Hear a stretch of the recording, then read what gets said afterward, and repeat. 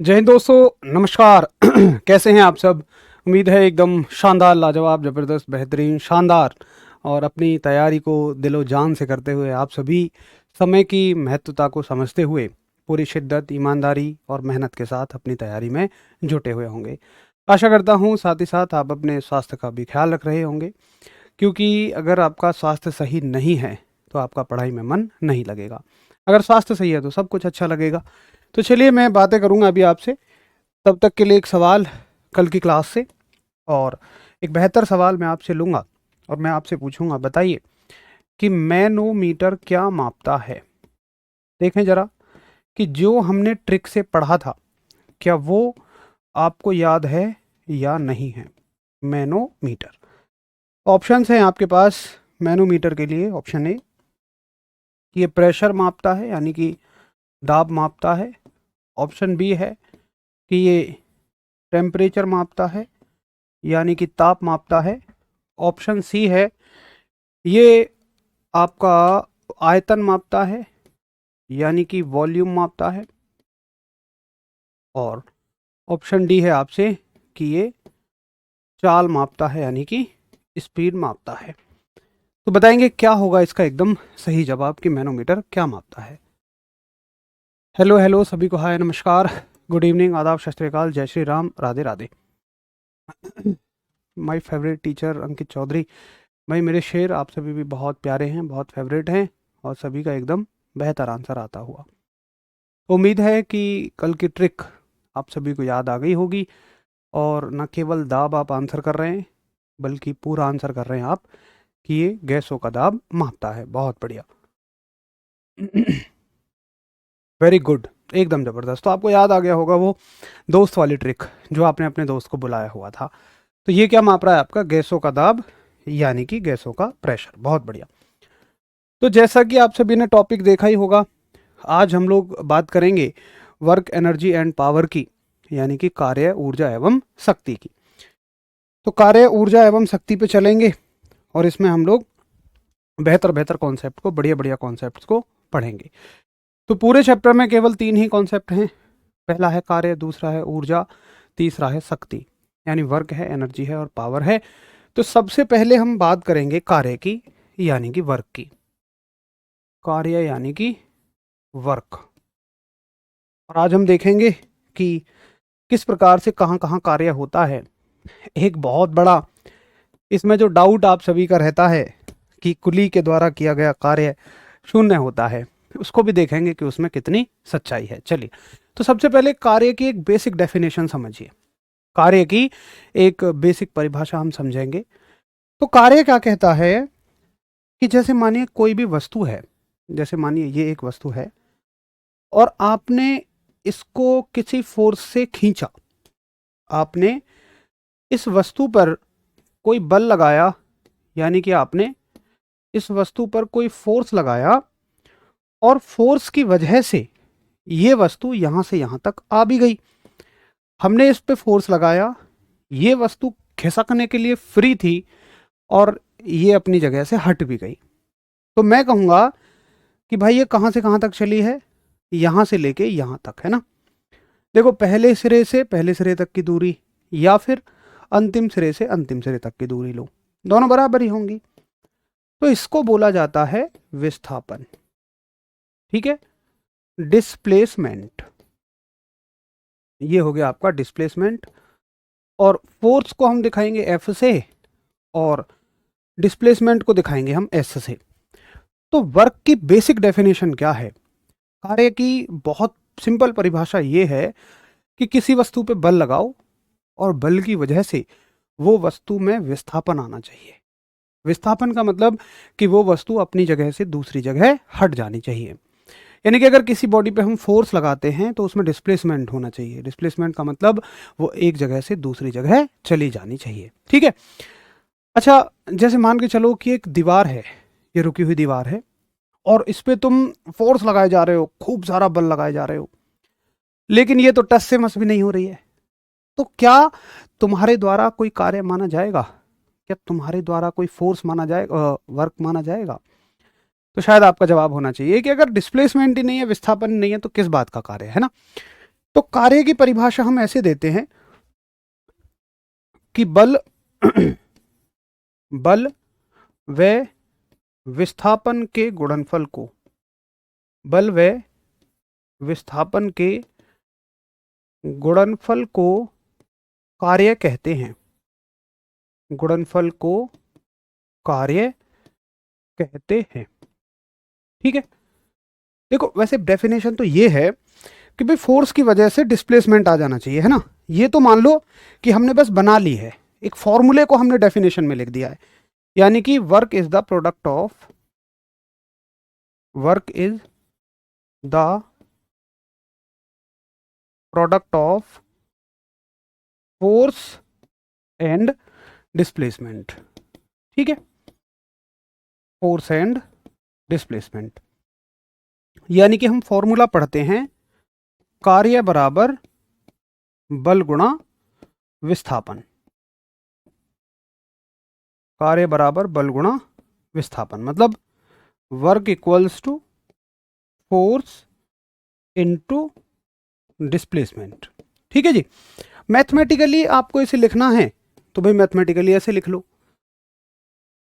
ऐसे वर्क को W से दिखाओगे और फोर्स को F से दिखाओगे और डिस्प्लेसमेंट को S से दिखाओगे, तो ये हो जाएगा आपका फॉर्मूला कि W बराबर F डॉट S। ठीक है, डिस्प्लेसमेंट कौन सी राशि है? अरे भैया आप इस बात को पूछोगे, मुझे बताने में 1 सेकंड लगेगा, लेकिन दिल पे दर्द इस बात का होगा कि तुम्हारा अच्छा रिवीजन नहीं है या तुम बीच में से जुड़े हो, तो माफ़ी चाहूँगा अगर जिनको यही नहीं पता कि भाई डिस्प्लेसमेंट कैसी राशि है, तो एक बार पीछे की क्लासेस लो अच्छे से, तभी आपको अगला कुछ समझ में भी आएगा, है ना।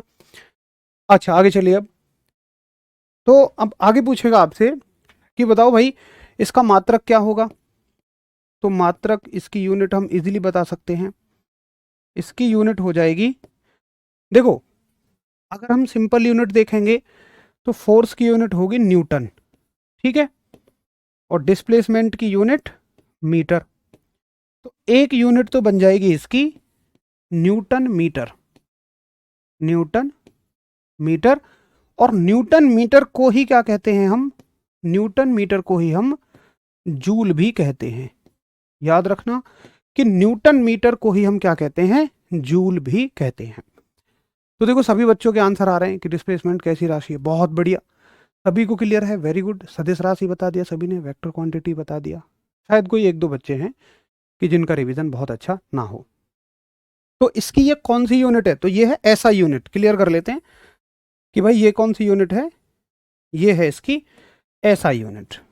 ठीक है, ऐसा यूनिट है जी न्यूटन मीटर या जूल। अच्छा तो कोई तुमसे सीजीएस यूनिट पूछ ले तो तुम कहोगे कि देखो सीजीएस मात्रक जो है, जो इसकी सीजीएस यूनिट है ये होती है अर्ग। ठीक है, सीजीएस यूनिट क्या रहेगी इसकी, अर्ग रहेगी। एक बहुत प्यारा सा सवाल देखिए क्या बनेगा, बहुत आसान और बहुत प्यारा सा सवाल, सवाल आएगा कि जूल में और अर्ग में क्या संबंध होता है, तो तुम कह दोगे जी एक जूल में, एक जूल में, एक जूल में 10 की पावर 7 अर्ग होते हैं, एक जूल में 10 की पावर 7 अर्ग होते हैं। बहुत ही आसान सा सवाल, एक जूल में 10 की पावर 7 अर्ग होते हैं। ठीक है, बहुत बढ़िया। ये देखो ये हैं गजब के बच्चे भाई, जैसे सूरज है, डायमेंशन तक निकाल के दिखा दी, एकदम गजब। अरे भैया विजय, डायन तो बल के साथ ही चली गई थी, डायन बल की सीजीएस यूनिट होती है, फोर्स की सीजीएस यूनिट है ना। चलो सर इंग्लिश में मत लिखा करो, अरे यार कैसी बात कर रहे हैं दोस्त, बहुत सारे बच्चे इंग्लिश वाले भी हैं। अब जैसे मान लो मैं खाली इंग्लिश में पढ़ाऊँ तो तुम्हें हिंदी वालों को कुछ समझ नहीं आएगा, वैसे ही उनकी भावनाएं हैं, उनको भी कुछ समझ में नहीं आएगा अगर इंग्लिश में नहीं लिखें। तो थोड़ा सा प्लीज़ दूसरों के बारे में भी सोच के चलेंगे, और मैं तो मानता हूँ कि हमेशा दूसरों के बारे में भी आप सोचें, दूसरे ज़्यादा नहीं तो कम से कम अपने साथ वालों के में। आप कहीं नौकरी करें, आपके बराबर में कोई रह रहा होगा या नौकरी कर रहा होगा, अब कोई पढ़ रहा है तो आपके साथ तैयारी कर रहा है, तो कम से कम हम उसके बारे में तो सोच के चले। ठीक है, चलो अब तुम अगर इसके डायमेंशन मुझे निकाल के दिखा दो तो मेरा दिल गार्डन गार्डन हो जाए। मैं मदद करता हूँ आपकी, अगर तुमसे इसकी विमा पूछे, चलो यहाँ निकाल लेते हैं ना, यहाँ जगह है, तुम तो अपने पेज में नीचे लिखते चले जाना डायमेंशन। तो अगर तुम मुझसे ये कहो कि भैया जी देखो, न्यूटन के लिए क्या कहोगे आप? न्यूटन के लिए हम विमा रखते हैं mL/T-2, ठीक है। और मीटर के लिए, भैया जी मीटर के लिए रखते हैं L। तो एक और एक 2L, तो mL/T-2। भैया सुनो, जिनको इतने से बताने में समझ आ गई, जिनको इतने से बताने में समझ आ गई, ये मान लो उनको चीज़ें समझ आ रही हैं, और जिनको नहीं आई वो कृपया इसको याद रख लें डायरेक्टली, mL/T-2। तुमसे कोई ये बात नहीं पूछेगा, ठीक है। आप बताओ भाई, डायन नहीं होती है कार्य का, कार्य की सीजीएस यूनिट अर्ग होती है, वो बल की सीजीएस यूनिट डायन होती है महाराज। एक कह रहा है जी डायन होती है तो अर्ग क्यों लिखिए? अरे भाई, इसकी सीजीएस यूनिट अर्ग होती है और बल की होती है डायन, ठीक है। अच्छा, कैसी राशि है भाई? सदिश है, अदिश है? तो एक बार देख लेते हैं, प्लस माइनस वाला जुगाड़ लगाएंगे, है ना। लगाओ एक बार प्लस माइनस वाला जुगाड़, कि देखो बल कैसी राशि है जी? बल है एक सदिश राशि, यानी कि फोर्स है एक वेक्टर क्वांटिटी। तो सदिश राशि को क्या लिखेंगे भाई साहब? माइनस लिखेंगे, बहुत बढ़िया। गुणा, दोनों की गुणा है ना। विस्थापन कैसी राशि है? तो भाई विस्थापन यानी कि डिस्प्लेसमेंट एक सदिश राशि है, तो यहां भी माइनस, तो माइनस माइनस क्या हो जाएगा? प्लस हो जाएगा। और प्लस का मतलब अदिश राशि है। तो देखो कार्य एक कैसी राशि है? दो सदिश राशियों से मिलकर बन रही है, लेकिन फिर भी कैसी है? एक अदिश राशि है, एक स्केलर क्वांटिटी है, खत्म बात। तो ये सबसे जरूरी चीज थी यहां सीखनी, कि ये एक अदिश राशि है। तो जो बच्चे मुझसे ये पूछ रहे हैं कि सीजीएस की फुल फॉर्म क्या है, प्लस कैसे ले लिया, माइनस कैसे ले लिया, निश्चित तौर पर वो बीच में से जुड़े हुए हैं। प्लीज़ भाई, मैं आपसे हाथ जोड़ के रिक्वेस्ट करूंगा कि आप सभी ना एक बार पीछे से शुरू से शुरू करो चीज़ों को, बीच में से मत जोड़ो। शुरू से शुरू करोगे तो ये आपके लिए ऐसे समझ में आएंगे, ऐसे कुछ भी नहीं है इनमें। एक बार पहले की क्लास लो आप, है ना। चलो, तो सभी बच्चों को बहुत बढ़िया समझ में आ रहा है, अलग अलग तरह से आप सभी का प्यार है। बहुत सारा आभार आपका इस प्यार के लिए, और अच्छे से मेहनत करते रहो। अदिश है, बहुत बढ़िया, स्केलर है, वेरी गुड। तो एक बार प्लीज सभी इसको नोट करेंगे अच्छे से। ये हो गई बल के बारे में तमाम जानकारी। अब एक बहुत बेहतर बात पे मैं आपको लेके चलूंगा, इसको नोट करें, नोट हो जाए तो थम्स अप करें। नेवी का, बिल्कुल नेवी एमआर का इससे हो जाएगा, बिल्कुल भाई, पेपर में विमा आती हैं यार। नेवी एमआर के लिए सफिशिएंट है, नेवी एसएसआर के लिए सफिशिएंट नहीं रहेगी। चलिए, बहुत बढ़िया, 25 क्वेश्चन का टेस्ट दिया, 23 क्वेश्चन सही हैं आपके नोट्स में से, बहुत बढ़िया भाई, वेरी गुड। चलो, बहुत बढ़िया, और सभी को अच्छे से समझ में आ गई ये बात, ठीक है। अब आगे चलते हैं थोड़ा सा। अब चलेंगे कि कार्य के प्रकार, कार्य कितने तरह के होते हैं। तो हेडिंग डालेंगे आप, कार्य के प्रकार, और यहां से चलेगा, यहां होगा अब खेला, types of work, types of work, और असली कहानी अब हमारी शुरू। तो कार्य के प्रकार को समझने के लिए एक बहुत आसान सा दैनिक जीवन का उदाहरण लूंगा मैं, है ना। मान लो आप अपनी कार में जा रहे हो, जो आपने शादी के समय पे खरीदी है। ये आप और आपकी वो बैठी हुई हैं, ये आप हैं ड्राइविंग सीट पे बैठे हुए, और ये वो हैं आपकी तरफ मंद मंद मुस्कुराते हुए, और कार जा रही है जी इस दिशा में, ठीक। यानी कि कार का विस्थापन इधर है ना। मान लो कार यहां से यहां गई, तो हम कह देंगे जी कार का विस्थापन इधर है, कार का डिस्प्लेसमेंट इधर है, ठीक है। अच्छा, एक बात बताओ कि यहाँ पे कितने सारे फोर्स लग रहे होंगे, यहाँ पर कितने सारे बल लग रहे होंगे। तो अगर हम ध्यान से देखें, तो यहाँ पे पहला बल क्या है? पहला बल, मुख्य बल, वो है जिसकी वजह से कार चल रही है। और वो बल कौन सा है? इंजन का बल है। तो सबसे पहला बल तो यहाँ पे इंजन का बल है, जो कि उसको आगे खींच रहा है। भाई इंजन ही तो है। तो मैं कहूँगा जो फोर्स है, जो फोर्स है, जो बल है, वो किसका है? पहला, मैं यहाँ पे शॉर्ट में लिख देता हूँ इंजन, है ना, ऐसे लिख देता हूँ मैं शॉर्ट में इंजन, इंजन का। और इसको दिखाएंगे हम एफ ई, यानी कि फोर्स ऑफ इंजन। ठीक है। अच्छा, अगर मैं आपसे पूछूं कि जब तुम गाड़ी में चल रहे हो तो हवा जो है वो आपको पीछे धक्का देगी। देखो, जब तुम साइकिल पे चलते हो तेजी से तो आपको लगता है हवा तेज चल रही है, और तेज मोटरसाइकिल पे चलो, अगर मोटरसाइकिल और तेज चलाओगे तो आपको लगता है हवा और तेज चल रही है। तो जितनी स्पीड से आप चलेंगे उतनी ही रिलेटिव स्पीड से हवा पीछे की तरफ आएगी। तो हवा भी उतनी स्पीड से ही तुम्हें रोक रही है। तो हवा हमेशा कहाँ धक्का लगाएगी? हवा हमेशा ऑपोजिट डायरेक्शन में धक्का लगाती है। तो ये हो गया भैया, हवा जिधर धक्का लगा रही है तो इसको बोलेंगे हम फोर्स ऑफ एयर। ये हो गया हवा के द्वारा लगाया गया धक्का, यानी कि फोर्स ऑफ एयर। मैं ऐसे लिख देता हूँ शॉर्ट में, और इसको दिखाएंगे हम एफ ए से कि ये है फोर्स ऑफ एयर। ठीक है, बहुत बढ़िया। अच्छा, एक बात बताइए कि जैसे रचित कुमार ने बताया जी फ्रिक्शन, बहुत बढ़िया। एक बल होता है घर्षण का बल, हालांकि हम उसको आगे समझेंगे, लेकिन इतना तो सब जानते हैं कि घर्षण का बल हमेशा गति की विपरीत दिशा में लगता है। इतना सब जानते हैं। तो फ्रिक्शन का फोर्स कहाँ लगेगा? फ्रिक्शन का फोर्स लगेगा opposite to the direction of motion. ये लग गया यहाँ फोर्स ऑफ फ्रिक्शन, ये लग गया फोर्स ऑफ फ्रिक्शन, यानी कि घर्षण का बल गति की विपरीत दिशा में। तो इसको हम दिखाएंगे force of friction, F F से। अच्छा, एक बात बताइए, गाड़ी का वजन कहाँ लगा हुआ है? तो हमेशा एक बात याद रखना कि किसी भी वस्तु का जो वजन है वो हमेशा नीचे काम करता है। जैसे ये पेन है ना, मैं कहूँगा यार पेन भैया तुम क्यों अपनी ज़िंदगी यहाँ लटके लटके ख़राब कर रहे हो, चलो ऐसे है जाओ। ये कहेगा नहीं यार हमारा वजन हमें नीचे ले जाएगा। तुम छत से कूदो, कूद के मत देखना, मान लो भाई, तो तुम ऊपर जाओगे नीचे आओगे? नीचे। क्यों? क्योंकि तुम्हारा वजन नीचे काम कर रहा है। ग्रेविटी जो खींचती है वो वजन की वजह से ही खींचती है बेसिकली, है ना। तो हर एक वस्तु का जो वजन है, हर एक वस्तु का वजन भी क्या, एक बल है। वजन क्या होता है? एक बल होता है। आगे हम डिस्कस करेंगे इस पे, बस अभी इतना याद रखो कि हर एक वस्तु का जो वेट है, हर एक वस्तु का जो वजन है वो कहाँ काम करता है? नीचे। और पता है वजन के बल को क्या कहते हैं हम? इसको कहते हैं हम फोर्स ऑफ ग्रेविटी, यानी कि ये गुरुत्व का बल है। ये बल हम पे कौन लगा रही है? पृथ्वी। किसकी वजह से? गुरुत्वाकर्षण की वजह से। तो इसको एफ और साइड में छोटा जी कह दूंगा मैं। ठीक है, ये हमेशा नीचे लगती है। भाई ऐसे घर्षण क्या होता है आगे हम समझेंगे। फ्रिक्शन होता है कि जब कोई भी वस्तु आगे चलती है तो जैसे टायर और सड़क के बीच में एक फोर्स लगेगा।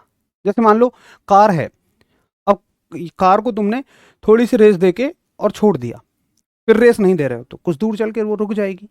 किसकी वजह से रुकी? कार और टायरों के बीच में एक घर्षण बल लग रहा है जो हमेशा गति का विरोध करता है, जो हमेशा फ्रिक्शन का अपोज करता है। जैसे साइकिल में पेडल मार के छोड़ दो तो कुछ दूर चल के साइकिल भी रुक जाएगी। बॉल को लुढ़का के छोड़ दो तो हमेशा एक फोर्स जो वस्तु आगे बढ़ रही है उसकी विपरीत दिशा में लगता है, उसको हम कहते हैं फ्रिक्शन का फोर्स, यानी घर्षण का बल। ठीक है, अब सुनो मेरी बात कि मैं यहाँ पे भाई कितने सारे बल हो गए? यहाँ पे हो गए 4 बल, हो सकता है और 2 एक बल हो लेकिन हम उनको नहीं ले रहे हैं। यहाँ पे 4 बल हैं। अब मैं आपसे ये पूछूं कि ये बताओ, बड़े ध्यान से सुनना मेरी बात को, कि इनमें से कौन सा वो फोर्स है, कौन सा वो बल है जो वाकई गाड़ी को उस दिशा में लेके जा रहा है जिधर तुम चाहते हो?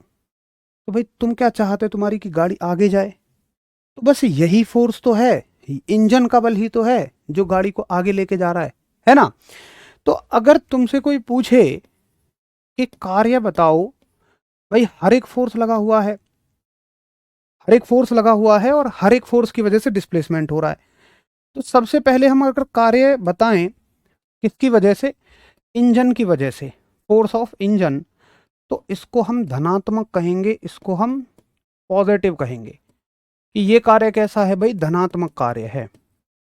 किसी भी वस्तु पर लगने वाला वो कार्य जो उसको उसी दिशा में ले जा रहा है जिधर तुम चाहते हो, जिधर तुम चाहते हो, तो वो धनात्मक कहलाएगा। होगा कितना वो एक अलग बात है भाई। मान लो बल की वैल्यू 50 है, विस्थापन की वैल्यू 2 है, तो 50 गुणा 2 100 हो जाएगा, वो एक अलग बात है, लेकिन ये हमेशा धनात्मक होगा, हमेशा पॉजिटिव होगा। ठीक है, अगर मैं खाली साइन की बात करूं, चिन्ह की बात करूं, भाई परिमाण, इसका मैग्नीट्यूड तो मैं वैसे ही निकाल लूंगा आराम से गुणा भाग करके, बट चिन्ह कहाँ से आएगा? अच्छा, अगर मैं तुमसे पूछूं कि जो फ्रिक्शन का फोर्स है, जो घर्षण का बल है, जिसको हमने कहा फोर्स ऑफ फ्रिक्शन, ये गाड़ी को उस दिशा में लेके जा रहा है क्या जिस दिशा में तुम चाहते हो? तुम कहोगे नहीं, ये तो गाड़ी को उल्टी दिशा में खींचने की कोशिश कर रहा है। हमेशा याद रखना कि फ्रिक्शन का जो फोर्स होता है, जो घर्षण का बल होता है, वो गति की विपरीत दिशा में लगता है, वो मोशन की ऑपोजिट डायरेक्शन में लगता है। तो ये जब कोई भी बल तुम्हारी गति की दिशा के विपरीत लगे तो तुम कह दो कि उसके द्वारा किया गया कार्य कैसा है? ऋणात्मक है।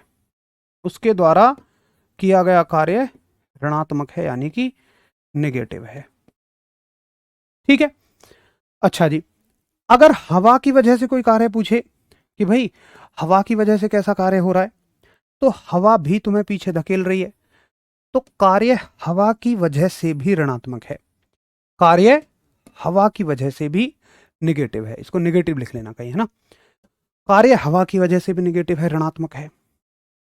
ठीक। अच्छा, अब सुनो, अगर मैं तुमसे ये पूछूं कि ये वाला जो बल है, ये वाला जो फोर्स है, पहले ध्यान से सुनिए, पहले ध्यान से सुनिए सारी बातों को, आपको सारे क्वेश्चन समझ में आ जाएंगे कि ये वाला जो बल है, ये इस कार को आगे ले जा रहा है या पीछे। बस मैं तुमसे इतनी सी बात पूछ रहा हूं। ये मत सोचना कि कोई चीज आगे बढ़ रही है, ये फोर्स नीचे लगेगा तो बढ़ने से रोक रहा है ना। तुम बस इतना देखो कि ये वाला बल आगे लग रहा है या पीछे।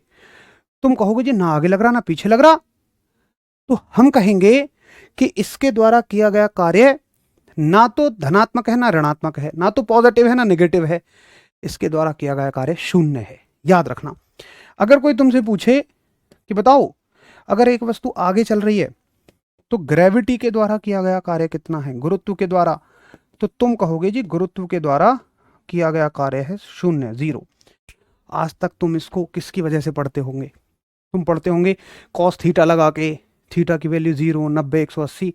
कभी भी नहीं होगा तुमसे ऐसे सवाल, हमेशा इस तरीके से सोचना। अब मैं इसकी लैंग्वेज तुम्हें लिखवा दूंगा, अभी मैं इसकी थ्योरी लिखवाऊंगा। बस अभी ये देखो कि हम आंसर करना सीख गए।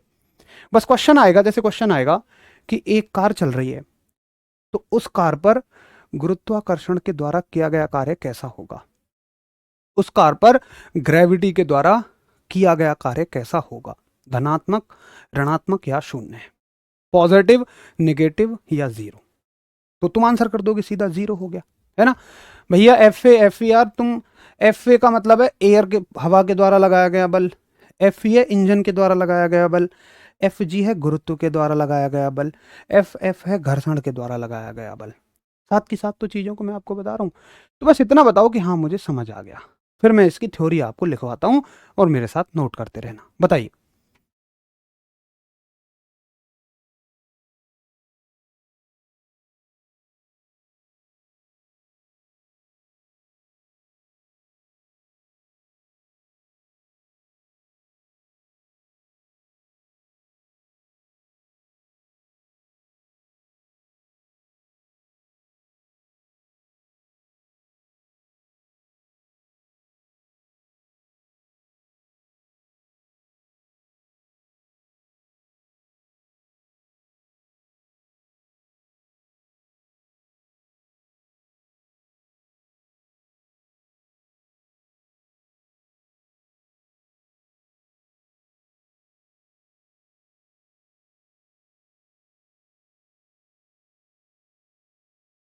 चलो बहुत बढ़िया, तो मैं एक और, चलो एक और एग्जांपल ले लेते हैं जिससे आपको समझ में आ जाएगा, है ना। देखो, फिर मैं इसकी थ्योरी पूरी लिखा दूंगा, पहले समझो इसको, ऐसे ही नोट कर लो और दूसरा एग्जाम्पल भी नोट कर लो, फिर मैं इसकी थ्योरी लिखा दूंगा। देखिए एक और क्वेश्चन लेते हैं। जैसे मान लो एक सवाल आता है कि कुली कुली प्लेटफॉर्म पर कुली प्लेटफॉर्म पर बोझा लेकर चल रहा है। इससे आपको क्लियर होगा, कुली प्लेटफॉर्म पर बोझा लेकर चल रहा है, कुली प्लेटफॉर्म पर बोझा लेकर चल रहा है। या कुली होता है आपका porter, porter is moving with, या पोर्टर इज कैरिंग वेट हो जाएगा, बस इतना ही बहुत है। Porter is carrying weight, porter is carrying weight, carrying weight on platform, porter is carrying weight on platform. अब देखिए भाई, कुली अगर प्लेटफॉर्म पे बोझा लेके चलेगा तो क्या क्या कहानी रहेगी। ये है कुली, ठीक, और इन्होंने अपने सर पर लिया हुआ है कुछ बोझा, ये उठा लिया इन्होंने वजन, और अब ये चल रहे हैं डुग डुग डुग डुग आगे। तो किस दिशा में आगे चल रहे हैं ये, इस दिशा में आगे चल रहे हैं। मान लो इनका डिस्प्लेसमेंट की डायरेक्शन ये है इनका विस्थापन की दिशा, यानी कि डिस्प्लेसमेंट की डायरेक्शन, जिसको हम एस कहेंगे, ठीक है। बहुत बढ़िया, देखो विपिन ने कितना शानदार आंसर करा है, बहुत बढ़िया। अब देखो आपसे कई सारे तरह का सवाल यहां से पूछा जाएगा, जितने बल लग रहे होंगे ना उतने ही आपसे सवाल पूछे जाएंगे। तो जरा देख लो बल कितने लग रहे हैं।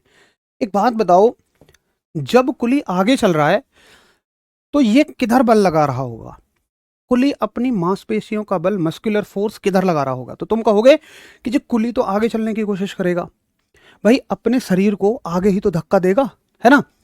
तो कुली का बल जो है, कुली का जो फोर्स है वो कहाँ लग रहा है, आगे। तो मैंने इसको कहा कि ये है भैया जी फोर्स ऑफ कुली, ठीक है, फोर्स ऑफ पोर्टर। अच्छा जी, अब ये बताओ इसका और सामान का जो वजन है ये कहाँ लगेगा। तो तुम कहोगे कि वजन हमेशा नीचे काम करता है, यानी कि वजन कह लो या गुरुत्वाकर्षण का बल कह लो, जो पृथ्वी हमें खींच रही है वो बल हमेशा ही नीचे काम करता है ना। तो फोर्स ऑफ ग्रेविटी कहाँ होगा, आप कहोगे जी फोर्स ऑफ ग्रेविटी जो होगा वो हमेशा ही नीचे होगा। मैं इसको शॉर्ट में लिख देता हूँ FG, और लिख भी देता हूँ इंग्लिश में, हिंदी में भी, कि ये है फोर्स ऑफ ग्रेविटी, यानी कि गुरुत्व का बल। अब देखो इसमें कार्य दो तरीके से पूछा जाएगा। जैसे दो तरीके क्या हैं आपके, आपसे बोलेगा कि बताओ कुली के द्वारा कितना कार्य किया गया और गुरुत्व के द्वारा कितना कार्य किया गया। तो भाई कुली यानी कि पोर्टर और गुरुत्व, या इसको वजन भी बोल सकता है वो, आप याद रखेंगे दोनों चीजों को, ग्रेविटी। तो इन दोनों के द्वारा कितना कार्य किया गया है। तो आप कहेंगे कि देखो भाई,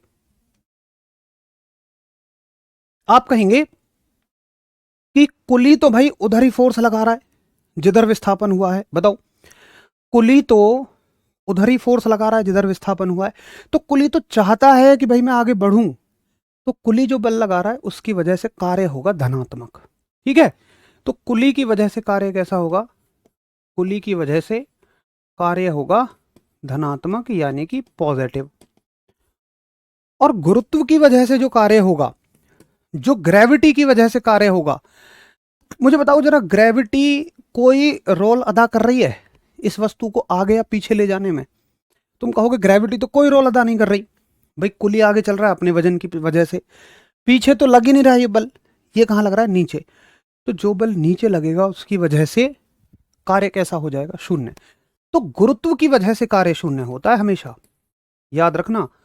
तुम कहीं भी पोर्टर देखते हो तुरंत कार्य जीरो। अच्छा चलो मोटा मोटा सोचो कि जब कुली कोई काम कर ही नहीं रहा तो तुम पैसे किस बात के दे रहे हो, बताओ, तुम उसको किस बात के पैसे दे रहे हो। ऐसा होता ही नहीं कि कुली जीरो काम करे। अगर तुमने कही भी ना कि कुली भैया हम तुम्हें पैसा ना देंगे, तुमने तो यार जीरो काम करो, अपने सर जो उसके सर पे वजन रखा ना मारेगा तुम्हारे सर पे खींच के, भाई वो तो कहेगा मैंने काम किया है। ग्रेविटी ने कोई काम नहीं किया। कि ग्रेविटी को पैसे देते हो, नहीं देते हो, क्योंकि उसने कोई काम ही नहीं करा।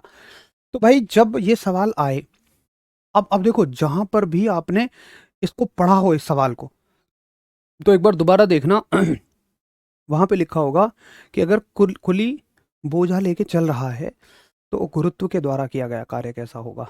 तो गुरुत्व के द्वारा किया गया कार्य शून्य होगा, यानी कि जीरो होगा। कुली के द्वारा किया गया कार्य जीरो नहीं होगा, ठीक है भाई। तो इसको नोट करिए और फिर मैं आपको अच्छे से एक बार बता देता हूं। यहाँ पे फ्रिक्शन लगेगा, बिल्कुल लगेगा भाई, यहाँ पे भी फ्रिक्शन लगेगा, लेकिन फ्रिक्शन ना के बराबर लगेगा। वो फ्रिक्शन लगता है जो अच्छी खासी गति से चीज़ें चल रही हों। हालांकि हमारा चलना फ्रिक्शन की वजह से ही पॉसिबल है, लेकिन बहुत थोड़ा सा लगेगा। बाकी आप कह लो कि फ्रिक्शन पीछे लगेगा, भाई फ्रिक्शन की वजह से कार्य कैसा है, घर्षण की वजह से हमेशा ही नेगेटिव होता है, क्योंकि वो गति की दिशा के हमेशा ही विपरीत लगता है। घर्षण तो हमेशा ये चाहता है, घर्षण तो हमेशा ये चाहता है कि वस्तु रुक जाए। ठीक है, चलो बहुत बढ़िया। अब तक जिन्होंने रटा था उन सभी को एकदम मजा आ गया, बहुत ही बढ़िया। एक बार और देख लेते हैं। देखिए, अगर वो बल जिधर विस्थापन हो रहा है, अगर बल उसी दिशा में लग रहा है, देखो जैसे कुली इधर ही बल लगा रहा है डिस्प्लेसमेंट की डायरेक्शन में, तो कार्य धनात्मक है। और अगर विस्थापन ऐसे है, बल ऐसे है, तो कार्य जीरो है। विस्थापन ऐसे है, बल पीछे है, तो कार्य आपका ऋणात्मक है, नेगेटिव है। बस इतनी सी बात आपको याद करनी है। ठीक है,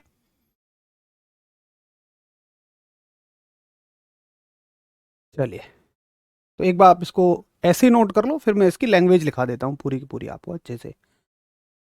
पिछले वाला देख लेते हैं एक बार, पहले आप इसको नोट कर लीजिए, फिर मैं आपको पिछले वाला दिखाई देता हूँ। द्रव्यमान वगैरह का कॉन्सेप्ट हम आगे करेंगे। एग्जाम में बिल्कुल बाइलिंगुअल क्वेश्चन आएगा, हिंदी और इंग्लिश दोनों में। अब आप इसको नोट कर लीजिए, जिनका रह गया था। आपसे पढ़ने में बहुत मज़ा आता है। चलो बहुत बढ़िया, चीज़ें आपको अच्छे से समझ में आ रही हैं। फिर से मैं एक बार रिपीट कर दूंगा, है ना। पहले इसकी डेफिनेशन लिख लो, फिर मैं एक बार रिपीट कर दूंगा सारी चीज़ों को।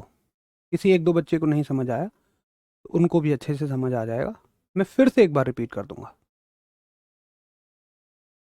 चलो ये भी नोट हो गया, ये भी। अब इसकी पहले डेफिनेशन लिख लो, पहले लिख लो, फिर मैं पूरा रिपीट कर दूंगा, है ना। तो कार्य के प्रकार के बाद, उनको नोट करने के बाद आप यहां लिखो धनात्मक कार्य। धनात्मक कार्य यानी कि पॉजिटिव वर्क किसे कहते हैं। तो बहुत बेसिक सी बात है, जो हमने सीखा है बस उसी को लिख दो भाई। पॉजिटिव वर्क कब होता है, कि जब लगाया गया बल विस्थापन की दिशा में हो, यानी कि जो डिस्प्लेसमेंट है वो फोर्स की ही डायरेक्शन में हो, तो उसको हम कहते हैं पॉजिटिव वर्क, है ना। तो आप कहेंगे कि जब यदि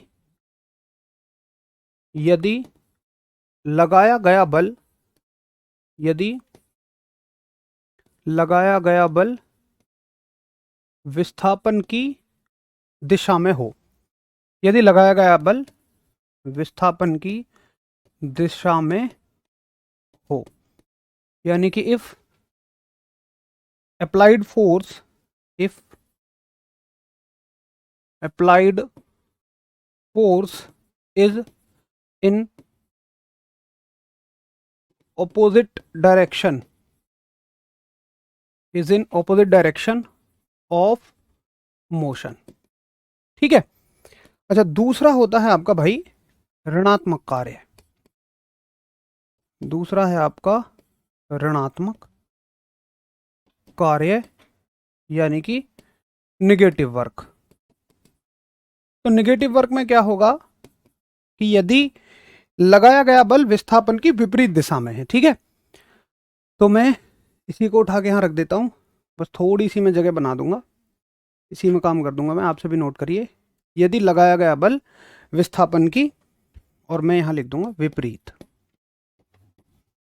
विपरीत दिशा में है। इफ अप्लाइड फोर्स इज इन, अच्छा यहाँ तो सेम होगा, सॉरी, यहाँ पर होगा सेम, सॉरी, यहाँ पर होगा same. If applied force is in the direction of force, या is in same direction of force, ऐसे लिख दो। ठीक है, और यहाँ होगा ऑपोजिट, सॉरी उसके लिए, यहाँ सेम होगा और यहाँ ऑपोजिट होगा। ठीक है, चलो बहुत बढ़िया, गजब समझ में आ रहा है सौरभ। सेंसुशील समझ में आ गया एकदम मस्त। रोहित बेस्ट पढ़ा रहे हैं, थैंक यू भाई। बाकी सबको मज़ा आ रहा है। एक दो कोई बच्चे हैं जिनको शायद कोई बात नहीं समझ में आती है, तो मैं दोबारा से नोट कर दूंगा, है ना। कुली वाला एग्जाम्पल नोट कर लेना, मैं बाद में आपको टाइम दे दूंगा, पहले इसको ले लो। अब तीसरा लिखो शून्य कार्य, है ना। तीसरा लिखो आप शून्य कार्य, शून्य कार्य यानी कि जीरो वर्क। देखो वैसे तो मेरी कोशिश होती है कि मैं पहली बार में ही ऐसी आसान भाषा यूज़ करूं, ऐसे एग्जाम्पल्स यूज़ करूं कि आपको समझ आ जाए। तो शायद जो थोड़ा सा ध्यान से देखेंगे ना उनको एक बार में समझ में आ जाएगा, बट अगर किसी को नहीं भी आ रहा है तो मैं दोबारा बता दूंगा। उद्देश्य है कि 100% समझ में आना चाहिए, चाहे एक बार बताएं, चाहे 2 बार, चाहे 3 बार, ठीक है। तो शून्य कार्य में आपको थोड़ा समझना पड़ेगा कि देखो बल कहाँ लगता है। तो बल ऐसे लग रहा है और विस्थापन है ऐसे, भाई इसी की वजह से तो कार्य शून्य है। तो याद रखना, जब कोई भी दो चीज ऐसे हो, एक ऐसे हो एक ऐसे हो, तो इनके बीच में कोण कितना होता है? इनके बीच में कोण होता है 90 डिग्री, और उसको कहते हैं लंबवत यानी परपेंडिकुलर, ठीक है। यानी कि अगर देखो फोर्स ऐसे है और विस्थापन मतलब विस्थापन ऐसे है, ठीक है, और बल कहाँ लग रहा है? ऐसे, तो इसको हम कहते हैं, ये जो दिशा होती है इसको बोलते हैं हम लंबवत यानी परपेंडिकुलर। तो सिर्फ आप क्या शब्द यूज कर दोगे कि भाई शून्य कार्य होता है कि जब लगाया गया बल विस्थापन के लंबवत है, ठीक। बस इतना आप बोल देंगे। आप नोट करो, मैंने कर दिया ये नोट। यदि लगाया गया बल विस्थापन के लंबवत हो, बस इतना बोल देंगे। यदि लगाया गया बल विस्थापन, यहां पे लिखेंगे के, आप पूरा नोट करो, के लंबवत हो, ये सब कुछ नहीं, बस यहां ऐड करेंगे के लंबवत हो, ठीक है। If applied force is in perpendicular direction, is in perpendicular direction of motion, ठीक है। ये हो गया। चलो, कार्य की जगह बल लिख सकते हैं। कहां पे भाई कार्य की जगह? नहीं, धनात्मक बल नहीं होता, ऋणात्मक बल नहीं होता, कार्य ही होता है। तो हर जगह बल है और बल ही रहेगा। चलो, तो एक बार नोट कर लो, नोट हो जाए थम्स अप करो। पीवाईक्यू टेक्स्ट बुक से करूं तो एनफ है, पीवाईक्यू की बुक परचेज करनी चाहिए। देखो, अगर बुक परचेज कर लोगे तो उसमें सारे मिल जाएंगे, मेरे हिसाब से टेक्स्ट बुक पे सारे नहीं होंगे। और ऑनलाइन के साथ साथ ना ऑफलाइन का रिकॉर्ड भी रखो। जैसे किताब सामने होगी तो रिवीजन करने में आसानी होगी। जब आप रिवीजन करोगे तो कहाँ टेक्स्ट बुक के क्वेश्चंस का कलेक्शन रहेगा? पता है कैसे होना चाहिए? जैसे आप प्रीवियस ईयर क्वेश्चन कर रहे हो, या मान लो आप टेक्स्ट बुक से क्वेश्चन कर रहे हो, तो 25 सवाल करे। अब मैं हमेशा कहता हूँ कि 25 में थे ना, आपको ऐसे 1-2 सवाल तो मिलेंगे, कितना ही अच्छा पढ़ लो तुम, कि जो नहीं आते होंगे तुम्हें, तो वो 1 या 2 सवाल नए हैं, उनको कॉपी में नोट करो, ऐसे मत छोड़ो, उनको नोट करो। ऐसे किताब है जैसे, तो किताब में भी जब तुम करोगे प्रीवियस ईयर, तो मेरी सारी थ्योरी या किसी की भी सारी थ्योरी पढ़ने के बाद भी सारे सवाल नहीं होंगे, एक तो कुछ नया सा लगेगा। हालांकि मैं तो कहता हूँ कि मेरे तो वो प्रैक्टिस सेट में कवर हो जाते हैं, तो उनको स्टार कर लो। अब जब तुम रिवीजन करो ना, तो तुम्हें सारे क्वेश्चन पढ़ने की जरूरत नहीं। हमारी सबसे बड़ी दिक्कत ये होती है कि हम रिवीजन भी पूरे का ही करने बैठते हैं ना। जब रिवीजन करो, एक रिवीजन के बाद, वो कब होता है? संडे को। मैं हमेशा कहता हूँ संडे को एक 6 दिन के पढ़े हुए का रिवीजन करो, वो केवल उसका करो जिस पे तुमने स्टार लगाया है। अगर तुम्हें क्वेश्चन करने प्रीवियस ईयर, तो बस वो करेंगे हम जिन पे हमने स्टार लगाया है। ऐसे हमारा टाइम कट होता चला जाता है।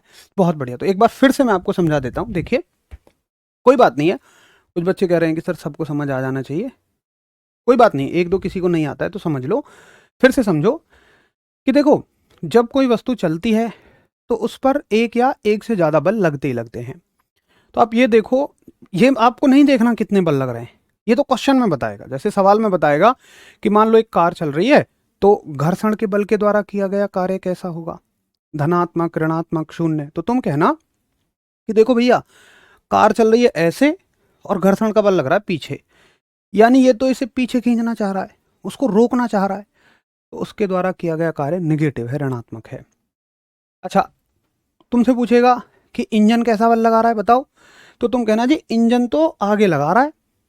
तो भाई जिधर तुम चलना चाह रहे हो इंजन उधर ही फोर्स लगा रहा है, तो ये क्या हो जाएगा?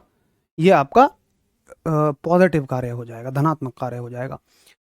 अब वो पूछेगा गुरुत्वाकर्षण कैसा कार्य कर रहा है, ग्रेविटी का फोर्स कैसा वर्क कर रहा है, तो तुम कहना कि देखो ग्रेविटी खींच रही है नीचे, ना तो ये आगे है ना पीछे है, तो जो नीचे बल लगे उसके द्वारा किया गया कार्य हमेशा शून्य होगा। बिल्कुल, जो कुली पे फोर्स लग रहा है ना ये वाला, ये भी परपेंडिकुलर ही है, ये भी लंबवती है, तभी तो शून्य है। या ऐसे समझ लो कि ये बल कोई कुछ काम ही नहीं कर रहा, ना आगे ले जा रहा ना पीछे ले जा रहा, तो ये कोई काम नहीं कर रहा है, ठीक है। तो ये देखना है हमें कि हमारी चाहत क्या है काम को लेके। इधर चलना है ना, तो इधर चलने वाले सब फोर्स निगेटिव कार्य करेंगे और नीचे खींचने वाले जीरो कार्य करेंगे, और इधर चाहते चलना तो इधर ले जाने वाला फोर्स पॉजिटिव वर्क करेगा, धनात्मक कार्य करेगा। कुली का कार्य लंबवत होगा, बिल्कुल भाई। चलो, बीएसएफ आरपीएफ में लगवा दिया, आपका धन्यवाद। हरियाणा मुंडलाना से, बहुत बढ़िया भाई राहुल, बहुत सारी शुभकामनाएं तुम्हें। अगर आप आरपीएफ में बीएसएफ में लग गए हैं तो शायद कुछ ऐसा ही बता रहे हैं। तो ये हो गई कार्य की 3 परिभाषाएं, ठीक है। तो एक बार सभी कंफर्म करेंगे कि हाँ, हमें कार्य बहुत अच्छे से समझ में आ गया और शायद अब इस क्वेश्चन को कभी नहीं रटेंगे। अगर समझ में आ गया तो एक चीज़ और पढ़ लेते हैं।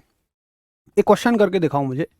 सवाल है कि कुली प्लेटफॉर्म पर खड़ा है, कुली प्लेटफॉर्म पर खड़ा है, कुली प्लेटफॉर्म पर खड़ा है, यानी कि porter is standing on platform, porter is standing on platform. तो कार्य बताओ कितना होगा।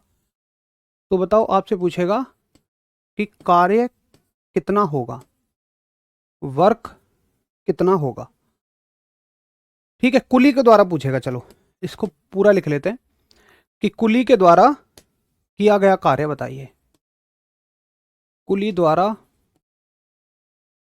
कार्य बताओ, ठीक है। यानी कि वर्क डन बाय कुली यानी पोर्टर। तो बताओ भाई कैसा काम होगा, धनात्मक होगा, ऋणात्मक होगा, जीरो होगा। ए ऑप्शन है धनात्मक, बी ऑप्शन है ऋणात्मक, सी ऑप्शन है जीरो, डी ऑप्शन है इनमें से कोई नहीं, नन ऑफ दीज, इनमें से कोई नहीं। बताओ आप क्या आंसर लगाओगे। चलो, तो उम्मीद है कि आप इस बात को समझ गए कि अगर कुली खड़ा ही है, अब ये दूसरा केस बन गया भाई, जब कुली खड़ा है तब तो वो चल ही नहीं रहा, और जब कोई चीज चलेगी ही नहीं, जब डिस्प्लेसमेंट ही नहीं होगा, जब विस्थापन ही शून्य होगा, तो कार्य कैसा हो जाएगा, शून्य। तो आप कहेंगे कि जी चूंकि यहाँ पे ना, यहाँ पर विस्थापन शून्य है, यहाँ पर डिस्प्लेसमेंट शून्य है, यानी कि जो डिस्प्लेसमेंट है वो कैसा है, शून्य है, यानी कि जीरो है। तो कार्य का फॉर्मूला क्या है भाई, कार्य होता है बल गुणा बल की दिशा में विस्थापन। और जब यही चीज जीरो है, ये कुछ भी हो, मान लो 1000 2000 कुछ भी हो, लेकिन ये चीज जीरो होगी, तो गुणा करके तो जीरो ही हो जाएगा ना। आप मैथ से समझो, देखो ये मैथ है, ये फॉर्मूला है, लेकिन तुमने बगैर फॉर्मूले के भी उत्तर दे दिया, और तुम्हें अब यहाँ कॉस थीटा वॉस थीटा लगाने की जरूरत भी नहीं है जो तुम हमेशा लगाते थे। इसे कहते हैं फिजिक्स से पढ़ना, ये मैथ की मदद से पढ़ना है। यहाँ हो सकता है एक बच्चा कह दे डिस्प्लेसमेंट जीरो है, गुणा करके जीरो है, बट उसको फील नहीं आएगा, लेकिन तुम फील करके आंसर दे रहे हो। इसे कहते हैं असल में फिजिक्स पढ़ना। हाँ भाई, बगैर किसी मैथ के तुम फिजिक्स की मदद से उत्तर बता सको। तुम कहोगे जी मुझे कोई जरूरत नहीं है इसकी, मैं तो ये सोचता हूँ कि कुली अगर चल फिर ही नहीं रहा तो उसका विस्थापन यानी डिस्प्लेसमेंट जीरो है, और डिस्प्लेसमेंट जीरो है तो वर्क डन कुली के द्वारा यहाँ जीरो है, ठीक है। बहुत बढ़िया, एक अच्छा शानदार सवाल आपने आंसर किया। अब एक सवाल और मैं आपसे पूछूंगा, एक और क्वेश्चन देखिए।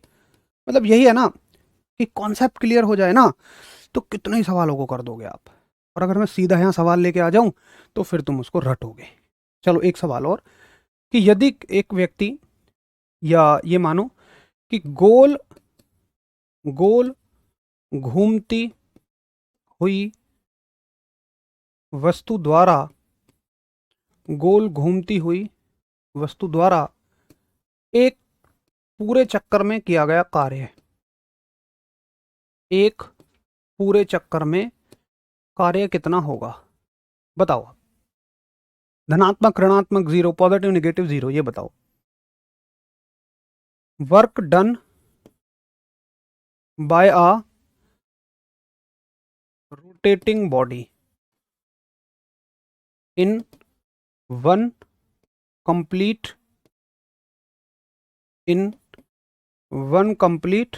रोटेशन। बताओ, एक रोटेशन कंप्लीट करने में एक गोल घूमती हुई बॉडी कितना काम करेगी। तो मेरे हिसाब से आपको ये याद होना चाहिए कि अगर कोई वस्तु घूमेगी तो वो जहां से चलेगी, मान लो यहां से चली, तो फिर से यहीं पे आके रुक जाएगी, तो इसके द्वारा किया गया कार्य जीरो। मजा आ गया ना। अब सब सबको बिल्कुल क्लियर है कि भैया यहाँ डिस्प्लेसमेंट ज़ीरो है। अगर यहाँ डिस्प्लेसमेंट ही ज़ीरो है, एक चक्कर पूरा करने में जो विस्थापन है वो कैसा है, शून्य है। तो शून्य होने की वजह से इसका कार्य भी क्या हो जाएगा, शून्य ही हो जाएगा। तो इसका आंसर क्या होगा जी, शून्य यानी कि ज़ीरो। तो उम्मीद है कि वर्क डन आपने बहुत अच्छे तरीके से घोट के पी लिया होगा। शायद अब किसी को भी इस टॉपिक में 1% भी दिक्कत नहीं रही होगी। तो ऐसे ही चीज़ों को हम आगे सीखते हुए चलेंगे ताकि आप किसी भी चीज़ को आगे ना रटें। तो ये हो गया आज एक कॉन्सेप्ट कार्य। अगली क्लास में हम लोग सीखेंगे ऊर्जा और शक्ति को, एनर्जी और पावर को। लेकिन याद रखना कि अगर ऊर्जा और शक्ति इस चैप्टर में हैं तो कहीं ना कहीं उनका संबंध कार्य से है, और कार्य से ही ऊर्जा शक्ति बनते हैं, वर्क से ही एनर्जी एंड पावर आपके बनते हैं। ठीक है, तो ऊर्जा शक्ति को अगली क्लास में पढ़ेंगे। एक ज़रूरी सूचना आपके लिए है अगली क्लास के लिए कि देखो भाई, आप सभी को ना पता हो तो मैं बता दूं, कारण के लिए बता रहा हूं मैं, इसलिए नहीं कि मैं कोई नौकरी कर रहा हूं कुछ है, मैं कारण के लिए बता रहा हूं कि मेरी सरकारी नौकरी है, मैं गवर्नमेंट जॉब में हूं, दिल्ली जज बोर्ड में सब डिविजनल ऑफिसर के पद पे। तो क्या होता है ना कि कभी कभी हमें इंस्पेक्शन के लिए जाना होता है, मतलब निरीक्षण के लिए जाना होता है। तो मुझे जाना है निरीक्षण के लिए ना बेंगलोर, और उसके लिए मेरी फ़्लाइट कल की ही है। तो और वहाँ से मैं लौटूंगा सैटरडे रात में 8 बजे के बाद ही लौट पाऊँगा। तो थोड़ा सा आपकी 3 दिन क्लासेस ये बंद रहेंगी, उसके लिए मैं आपसे माफ़ी चाहता हूँ। लेकिन मैं आपसे ये वादा करता हूँ कि हम अपने सिलेबस को समय से ख़त्म कर लेंगे, एग्ज़ाम से काफ़ी पहले ख़त्म कर लेंगे। और अगले सैटरडे, इस सैटरडे संडे तो नहीं, क्योंकि सैटरडे तो मैं आऊँगा ही, संडे सुबह तक आऊँगा शायद। तो अगले सैटरडे और संडे, संडे हालांकि आपकी सारी क्लासेस ऑफ होती हैं, लेकिन मैं अपनी क्लास लूँगा, और संडे को इस क्लास को हम तकरीबन 2-3 घंटे की ले लेंगे, जिससे कि हमारा छुट्टियों का गैप कंप्लीट हो जाएगा। ठीक है, तो ये जो 3 छुट्टियाँ होंगी इनका गैप मैं कहीं ना कहीं कंप्लीट करा दूंगा। सैटरडे की क्लास को हम लोग 2 घंटे की कर लेंगे, उसके आगे सैटरडे की क्लास को और हम 2 घंटे की कर लेंगे। तो सैटरडे आपके पास लोड भी नहीं होता, सारी क्लासेस आपकी लगभग ऑफ रहती हैं। तो भाई मैं इसके लिए थोड़ी सी माफ़ी चाहूँगा, उम्मीद करूँगा आप सभी कोऑपरेट करेंगे। लेकिन तब तक के लिए ना आप लोग ऐसा नहीं है चलो छुट्टी मिल गई मज़े आ गए, थोड़ा सा आपको करना ये है कि पिछला जितना भी आपने पढ़ा है उसका अच्छे से बढ़िया से रिवीजन करके जाइएगा। ठीक है, तो अब जो आपकी क्लास होगी मेरी वो मंडे को होगी, और फिर अगले सैटरडे हम 2 घंटे के, और अगले सैटरडे 2 घंटे लेके इन 2-3 छुट्टियों का अपना पूरा कसर पूरी कर लेंगे। ठीक है, तो छुट्टियों के लिए कभी आप परेशान मत होइएगा, 1-2 छुट्टी कभी होती भी है मेरी किसी कारण से, तो वो मैं पूरी करा दूंगा, सिलेबस हम अपना ऑन टाइम रखेंगे। तो चलिए फिर मिलते हैं मंडे को, तब तक के लिए सभी साथियों को बहुत सारा प्यार। अच्छे से अपनी तैयारी करो, पढ़ाई करते रहो, रिवीजन करो, रिवीजन के बगैर मत सो जाना, ना तो यही मानना कि तुम्हारी तैयारी अधूरी है। नमस्कार, धन्यवाद।